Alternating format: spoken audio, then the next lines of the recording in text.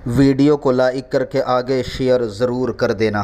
पीता है तो उस बाप को भी ये फिक्र होती है कि मेरी औलाद शराब न पिए। अगर कोई बाप सिगरेट पीता है तो उस बाप को भी ये फिक्र होती है कि मेरी औलाद सिगरेट पीने वाली न हो। मेरे प्यारे आका सल्लल्लाहु अलैहि वसल्लम के प्यारे दीवानों, तो पता चला कि हर माँ बाप अपनी औलाद के हवाले से फिक्रमंद होते हैं कि हमारी औलाद गुनाहों की तरफ न जाए, हमारी औलाद बुराइयों की तरफ न जाए, हमारी औलाद बेहयाइयों की तरफ न जाए। और जवान होने के बाद सबसे बड़ी फिक्र औलाद की ये सताती है कि जवान होने के बाद हमारी औलाद हमारी वफादार रहे, हमारी फर्माबरदार रहे और वो हमें ले करके चले, हमारे बुढ़ापे में वो हमारी मदद करे, हमारे बुढ़ापे में वो हमारी खिदमत करे, हमारे बुढ़ापे में वो हमसे प्यार करे। तो मेरे प्यारे आका सल्लल्लाहु अलैहि वसल्लम के दीवानों, आज के इस इस्लाह मुआशरा की गुफ्तगू में मैं अपनी जवान भाइयों से और अपनी बहनों से, जो लोग माँ बाप बन चुके हैं उनसे भी और जो माँ बाप नहीं बने हैं उनसे भी तवज्जो चाहूँगा कि औलाद की तरबियत किस तरह की जाएगी ताकि हमारी औलाद गुनाहगार ना हो, हमारी औलाद पापी ना हो, हमारी औलाद बदकार ना हो और बुढ़ापे में हमारी औलाद हमारा सहारा बने। मेरे आका सल्लल्लाहु अलैहि वसल्लम के दीवानों, लेकिन बात इतनी है कि औलाद की तरबियत कैसे हो। इसलिए कि जब बच्चा छोटा होता है तो माँ बाप सोचते हैं हम इसको डॉक्टर बनाएंगे, हम इसको टीचर बनाएंगे, हम इसको इंजीनियर बनाएंगे, हम इसको ये बनाएंगे, हम उसको वो बनाएंगे। लेकिन मेरे आका सल्लल्लाहु अलैहि वसल्लम के दीवानों, एक डॉक्टर काफिर होकर के भी तो डॉक्टर हो सकता है, एक टीचर काफिर होकर के भी तो टीचर हो सकता है, एक वकील काफिर होकर के भी तो वकील हो सकता है, एक इंजीनियर काफिर होकर के भी इंजीनियर हो सकता है। और याद रखना, कोई डॉक्टर होकर के माँ बाप का वफादार हो ये जरूरी नहीं है, इसलिए कि डॉक्टर भी कभी माँ बाप का बेवफा हो सकता है, डॉक्टर भी जिना कर सकता है, डॉक्टर भी चोरी कर सकता है, वकील भी जिना कर सकता है, वकील भी चोरी कर सकता है।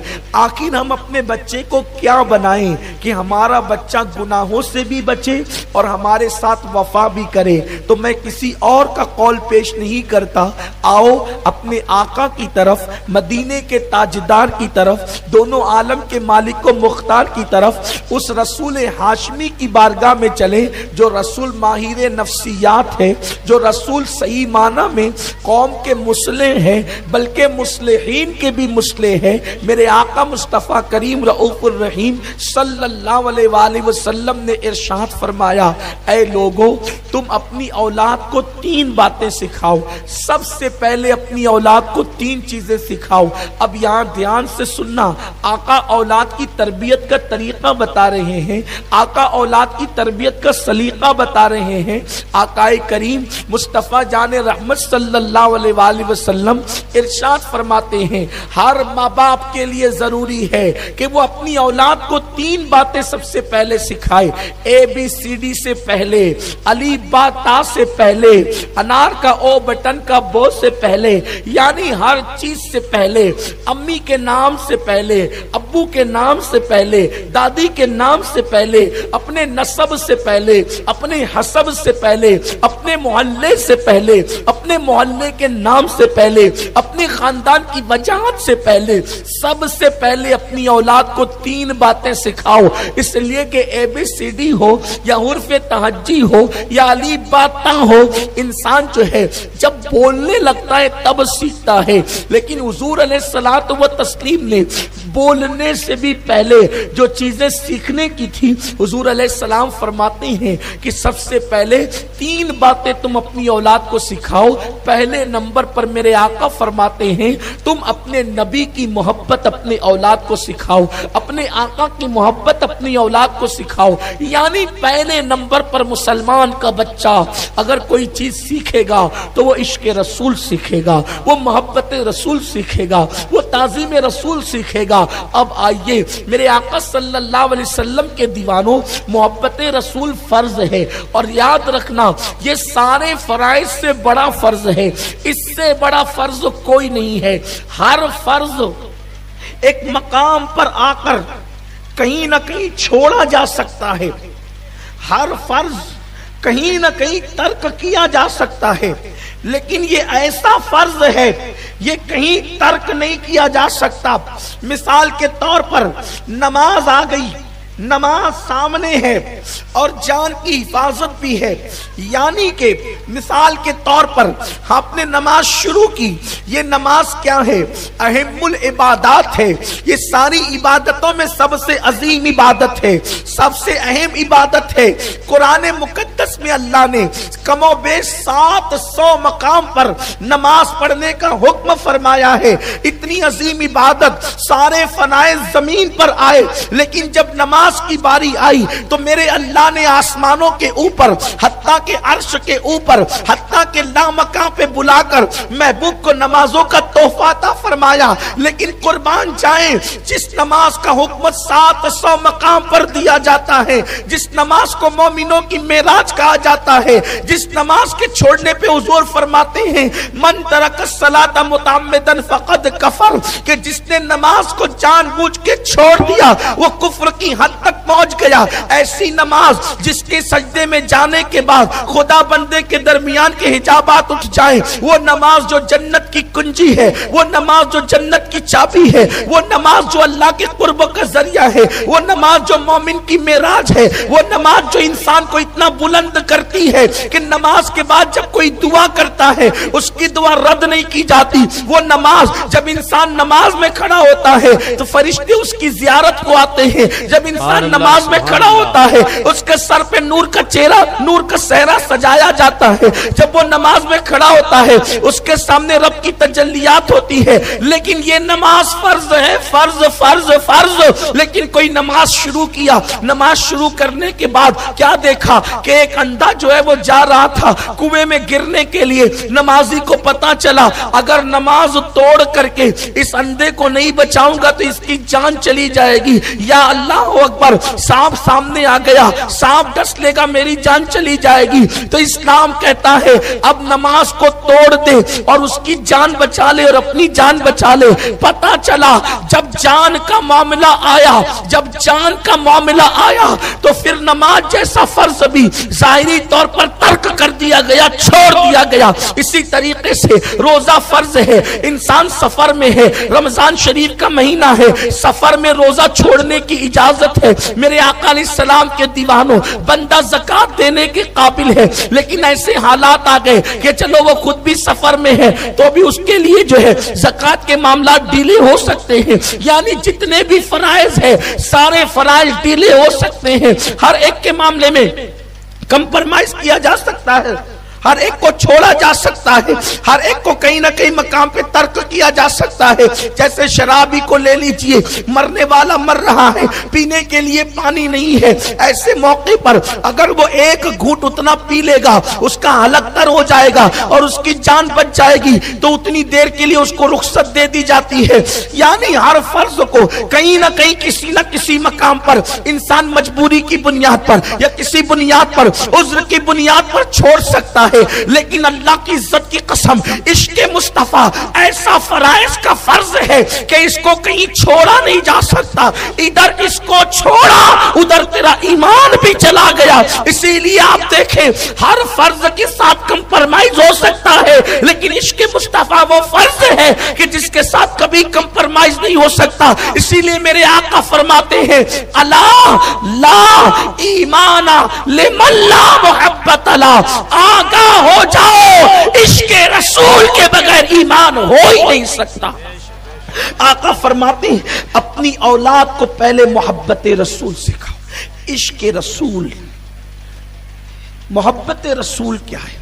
عشق رسول، اس محبوب کی محبت، اس جانا کی محبت، اس جلوہ جہاں آرا کی محبت، جس کی محبت کسی کو اویس بناتی ہے، اس کی محبت کسی کو بلال بناتی ہے، ان کی محبت کسی کو صدیق اکبر بناتی ہے، ان کی محبت کسی کو فاروق اعظم بناتی ہے۔ وہ محبت جو گرے ہوئوں کو آسمان کا ستارہ بناتی ہے، وہ محبت جو گمناموں کو نامور کر دیتی ہے، وہ محبت جو غریبوں کو مالدار کر دیتی ہے، वो मोहब्बत जो मांगने वालों को अता करने वाला कर देती, वो मोहब्बत जो जाहिलों को आलिम कर देती, वो मोहब्बत जो फकीरों को अमीर कर देती, वो मोहब्बत जो गदाओं को चाहे वो सखी कर देती है, वो मोहब्बत जो कतरे को समंदर कर देती, वो मोहब्बत जो दरिया को चाहे वो जर्रे को आफताब बना देती है, वो मोहब्बत रसूल। हुजूर फरमाते हैं अपनी औलाद को पहले मोहब्बत रसूल सिखाओ। कौन सी मोहब्बत? ये जबान की जो तुम और हम मोहब्बत करते ये नहीं, सच्ची मोहब्बत, दिल के अंदर की मोहब्बत। ये मोहब्बत कैसे आएगी? उनका जिक्र करो बार बार, अपनी औलाद के सामने उनका जिक्र करो, उनके मोजज़ात का जिक्र करो, उनके तस्करे करो। क्या शान वाला नबी खुदा ने दिया, कैसी अजमत वाला नबी खुदा ने दिया। अपनी औलाद को बताओ, जब बच्चा बोलने के काबिल नहीं रहता तो भी वो माँ बाप से सुनता रहता है और सुन सुनकर दिमाग की मेमोरी में जमा करता रहता है। बल्कि ये तो पैदा होने के बाद की बात है, माँ के पेट में भी बच्चा सुनता है, समझता है कि क्या हो रहा है, और बाहर आने के बाद वो उसको महसूस करता है। तो आइए, घर के अंदर माहौल सीरियल का ना हो, वरना तुम्हारे बच्चे नचनिए बनेंगे। घर के अंदर माहौल फिल्मों का ना हो, वरना तुम्हारे बच्चे गालियां देने वाले बनेंगे। घर में माहौल इश्क रसूल का हो, घर में माहौल मोहब्बत रसूल का हो। मोहब्बत, हुजूर की मोहब्बत अपनी औलाद को सिखाओ। कैसे? देखो, जब अपनी औलाद को लेकर बैठो तो बताओ हुजूर की शान क्या है। और हुजूर की शान इतनी है कि जिंदगी खत्म होगी, जिंदगी खत्म होगी, लेकिन अपने नबी की शान कभी खत्म नहीं हो सकती। अल्लाह अकबर। अल्लाह ने ऐसी शान वाला नबी दिया कि जनाब मूसा ने जिसकी शान बयान की, जनाब ईसा ने जिसकी शान बयान की। अपने नबी की शान बताऊं? थोड़ा मुश्किल है, लेकिन आप समझे उसको। देखो, सबसे बड़ी हुजूर की शान ये कि वो अल्लाह के महबूब है। क्या है? अल्लाह के महबूब, अल्लाह के महबूब, बोले अल्लाह के महबूब है, और अल्लाह के सबसे बड़े महबूब है। और इतने महबूब है कि अल्लाह उनसे ज्यादा किसी से मोहब्बत नहीं करता, सबसे ज्यादा उनसे मोहब्बत करता है। अब आप सोचें, वो खुदा होकर उनसे इतनी मोहब्बत करता है तो हमें बंदा होकर उनसे कितनी मोहब्बत करना चाहिए। वो बेनियाज है, उसको किसी की जरूरत नहीं है। जब अल्लाह बेनियाज उनसे इतना प्यार करता है तो नियाजमंदों को उनसे कितना प्यार करना चाहिए। अगर आपका दिमाग हाजिर है और सर्दी का असर आप पर नहीं है तो अब आप जरा ध्यान से सुनिए, अल्लाह मोहब्बत उनसे कितनी करता है। अब तवज्जो करें, सिर्फ समझाने के लिए कह रहा हूं, मिलाने के लिए नहीं कह रहा हूं। एक मुहिब के सामने उसका महबूब सो गया, ध्यान से सुने। एक मुहिब के सामने उसका महबूब सो गया। रात की तारीकी है, रात का सन्नाटा है, ठंडी ठंडी हवाएं रात के वक्त चल रही है। सब सोने वाले सो गए, सब सोने वाले सो गए, सब बिस्तरों पे खर्राटे ले रहे हैं। सितारों की अंजुमने सजी हुई है, चांद का हुस्न और जमाल जो है अपनी पूरी रानाइयां जमीन पे बिखेर रहा है। लोगों के दरवाजे बंद हो चुके हैं, सबके दरवाजे बंद हो चुके हैं, लोग अपनी सांसें गिन सकते हैं, इतना सन्नाटा है। ऐसे में मुहिब अपने महबूब को देखता है कि वो सो रहा है। और अब थोड़ा सा ध्यान दे, महबूब के सोने का अंदाज भी कैसा अंदाज है कि महबूब एक चादर ओढ़ करके सो रहा है, हबीब चादर ओढ़ करके सो रहा है। और हबीब कितना खूबसूरत है, हुस्न जमाल वाला है।